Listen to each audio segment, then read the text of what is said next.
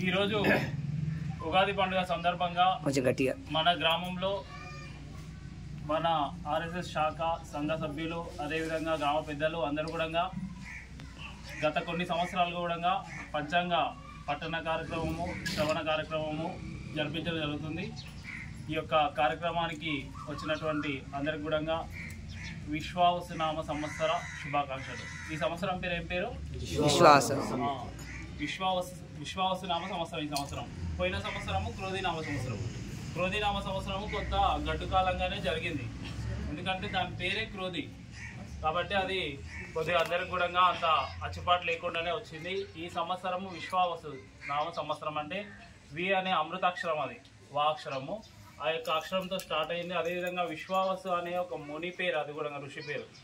ఆ యొక్క ఋషికి ఆ పేరు ఎవరు పెట్టారంటే శ్రీ మహావిష్ణువే పెట్టిండు ఆ పేరు.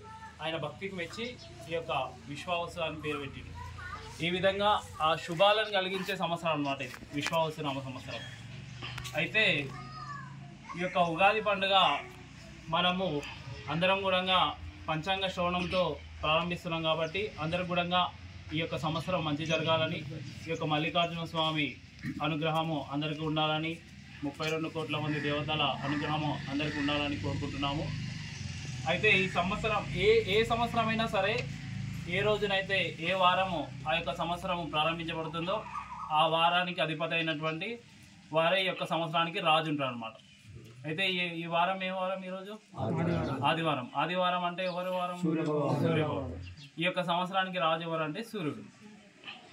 ఈ యొక్క సంవత్సరము ఏ విధంగా మన పంచాంగము, అదేవిధంగా ఎవరెవరికి ఏ విధంగా ఉంటుంది, ఈ ఏడాది ఎట్లా గడుస్తుంది అనేది మన ఋషులు మనకు ప్రతి సంవత్సరం కూడా ఈ పంచాంగము ఎవరు మాత్రం రాయరు. కొన్ని వేల సంవత్సరాలు కూడా ఆల్రెడీ రాసే పెట్టారు మన ఋషులు మొత్తం పంచాంగాలు.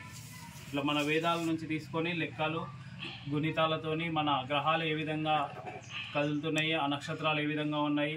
ఈ యొక్క పంచాంగం అంటే 5 అంగాలు కలిగి ఉంటుంది. అంటే ఈరోజు తిథి, వారము, నక్షత్రము, యోగము, కరణం.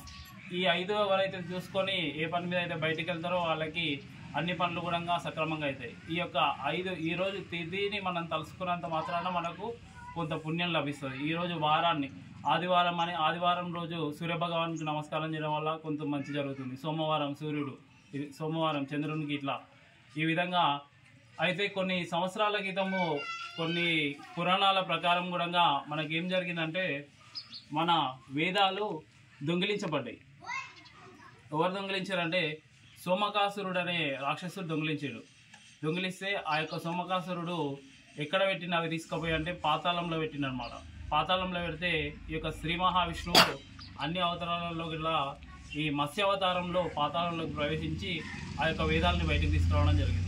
ఆ రోజు కూడా ఉగాది కాబట్టి వేదాలు కూడా మనకు వచ్చిన రోజు ఏ రోజు అంటే ఉగాది. ఈ యొక్క ఉగాది పండుగను మనం అందరం కూడా ఈ యొక్క పంచాంగ శ్రవణంతో ప్రారంభిస్తున్నాము.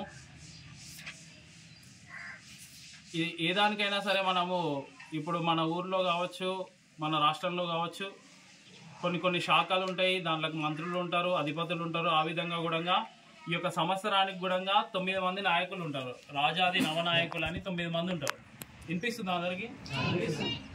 అయితే ఈ సంవత్సరానికి రాజు ఎవరు? రాజు సూర్యుడు. మంత్రి ఎవరు అంటే చంద్రుడు. ఈ విధంగా మనం రాజు, మంత్రి వీళ్ళ పేర్లను తలవడం ద్వారా కూడా ఈ సంవత్సరము ఉన్నటువంటి నవనాయకులు కదా, ఈ నవనాయకుల అనుగ్రహం మనకు ఉంటుంది. కాబట్టి చెప్పండి అందరూ కూడా, ఈ సంవత్సరానికి రాజు ఎవరు? సూర్యుడు. మంత్రి చంద్రుడు. సేనాధిపతి కూడా సూర్యుడే.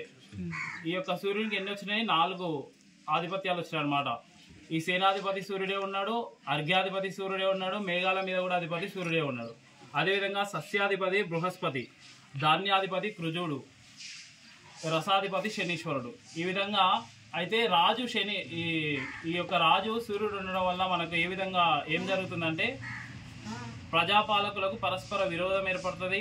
ప్రజలకు దుర్మార్గుల వలన భయము, అగ్ని బాధలు, అల్పవృష్టి, పశువులకు బాధలు, పంటలు తక్కువ, ప్రజలకు దుర్మార్గుల వల్ల బాధలు కలుగుతాయంట. ఈ సంవత్సరం దొంగల భయం కూడా ఈ సంవత్సరం ఎక్కువయ్యే అవకాశం ఉందంట. పాలకులకు పీడలు కలుగును, ప్రభుత్వం పోగొట్టుకున్నందుకు రాజకీయ కల్లోలములు ఉండును. రాజకీయ కల్లోలకు కూడా ఈ యొక్క సంవత్సరము ఎక్కువ ఉంటుంది. ఎందుకు? ఈ యొక్క సూర్యుడు రాజు అయినందువల్ల. అదేవిధంగా మంత్రి ఎవరు? చంద్రుడు మంత్రిగా ఉండడం వల్ల ప్రజాభిష్టం నెరవేరును. అంటే ప్రజలు ఏదైతే మనసులో కోరుకుంటారో వాళ్ళ అభిష్టం కూడా నెరవేరుతుందంట. పాలకులు మహదానందంగా ఉండరు. పాలకులు ఈ యొక్క పరిపాలించేటటువంటి రాజకీయ నాయకులు కాబట్టి, ఇప్పుడు ఉన్నటువంటి రాజకీయ నాయకులు కాబట్టి అందరూ కూడా వారు ఆనందంగా ఉంటారంట. అభివృద్ధి కూడా ఎక్కువగా ఉంటుందంట ఈ సంవత్సరం. మంచి వర్షాలు కూడా మంచిగా కురుస్తాయి. ఎవరు? చంద్రుడు మంత్రిగా ఉండడం వల్ల వర్షాలు కూడా మంచిగా కురుస్తాయంట. అదేవిధంగా పంటలు బాగా పండును, ఆహార ధాన్యముల కొరత తీరును. పంటలు మంచిగా వంతాయి. ఏమవుతుంది? ధాన్యాల కొరత కూడా తీరిపోతుంది. మన ప్రభుత్వం నుంచి వచ్చే సబ్సిడీలు కూడా అన్నీ కూడా పెరుగుతాయి. అదేవిధంగా పశువుల ధరలు పెరుగును. పశువులు ఉన్నాయి కదా, పశువుల ధరలు ఇప్పుడే లక్షలు పెట్టి కొంటారు కదా, ఇంకా పెరుగుతాయంట పశువుల ధరలు. అదేవిధంగా పాడి పంటలు సమృద్ధిగా ఉండును, బ్రాహ్మణులు ధర్మకార్యములు చేయుదురు, ప్రజాభిష్టం నెరవేరును. ఈ యొక్క మంత్రి చంద్రుడు ఉండడం వల్ల ప్రజల యొక్క అభిష్టం